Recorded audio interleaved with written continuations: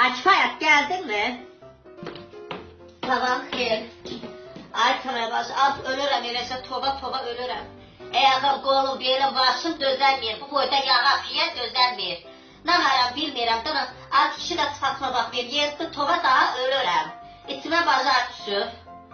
Nə varam mən bilmirəm, bu boyda kiloyla mən həm zərgəndiyim, həm zərişlə çıxayım, toya bacıya da çıxamıram. Cəmahatdan utanıram, metroda 2 yeri tuturam, avtobusda 2 yeri tuturam.